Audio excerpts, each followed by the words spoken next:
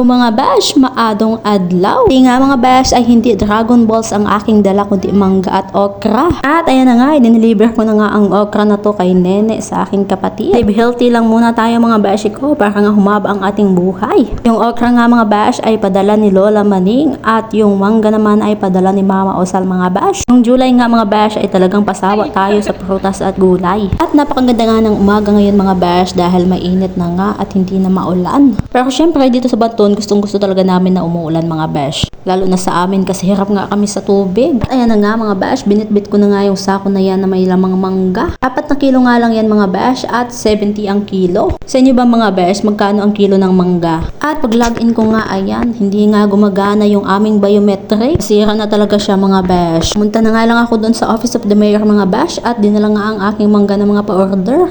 Ay, kay Mayor yung kiling 3. Ilagay natin ito sa Office of the Mayor. Surprise na.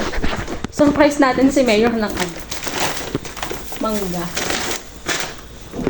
1 2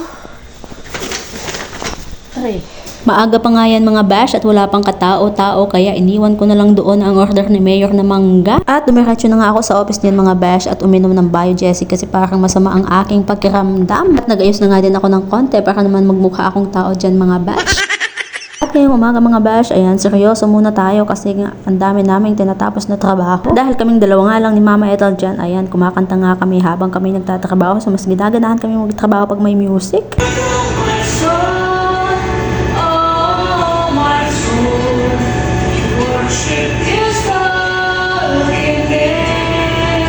At alam niyo ba mga bash, kaya hindi minumulto dito sa Opsen kasi nga mas maingay pa kami sa kanila. Boses pa lang namin pag kumanta mga bash, ayan, matatakot na talaga sila. At maya-maya nga mga bash ay dumating si Sir Ronald at si Sir Bernie para ayusin nga yung aming water system dito sa Opsen. Tagal na nga walang tubig dito sa aming banyo kaya ayan, pinaayos na talaga namin kasi nahihirapan kami mga bash. At maraming salamat din kay Engineer Ruben at kay Engineer Gilbert, talagang tinulungan nila kami na maging maayos yung aming tubig dito. At dahil na-happy nga ang bash niyo, ayan, sasayaw muna siya ng kaunti. At dahil sobrang natutuwa nga ako at babalik na sa ayos ang aming tubig dito, ayan, bumili muna ako ng merienda para sa kanila. At ayan, nahulog pa nga ang biskotso mga beshi. Ayan na naman ang beshi nyo, hindi ko nga alam kung anong nakain ko at bakit ako'y sayaw ng sayaw. At habang ginagawa nga ang aming patubig dyan, ayan, nag-aasikaso na nga kami ng aming mga papel dyan. Talaga kakalat ang aming mga kapapelan mga besh pag kami nga ay nagagawad kalasag. Kaya dapat talaga organized at kompleto yung aming mga papel dyan dahil kung hindi, ayun, saan kami kukuha ng aming MOBs? At pagkatapos nga namin mag-asikaso ng papel, ayan, nag-lunch na nga kami dahil alas 12 na. Nag-iba ang aming pwesto. Inayo namin sa pungsoy ang aming pwesto mga besh. Ang ulam ko ay kugita. Hello. Hello. Kain tayo mga besh. Pag kami, yan ang kapartehan.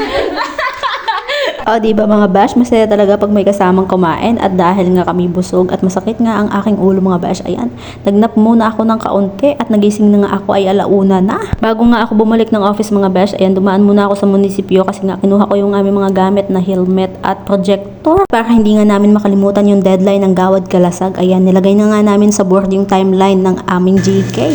May merienda na, wala pang nagagawa.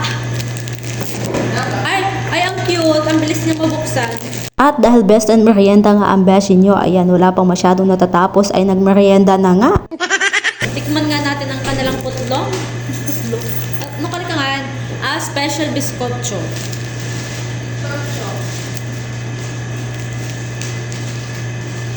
Nasarapan nga ako sa biskotso mga besh at sabi ko nga ay parang masarap ang biskotso pag may gatas. Kaya nagtimpla na lang si Mama Ethel ng kanyang kape at ako naman ay gatas dahil nga hindi ako makatulog ng kape. Pack ito at nag-isa lang ako. Tatago ko yung isa para bukas ulit. Dahil ang dami namin kailangan tapusin, ayan, working break nga yung ginawa namin mga bash. At hindi ko nga alam kung bakit ako ganyan kumain mga bash. Hindi naman ako pinanganak na isda.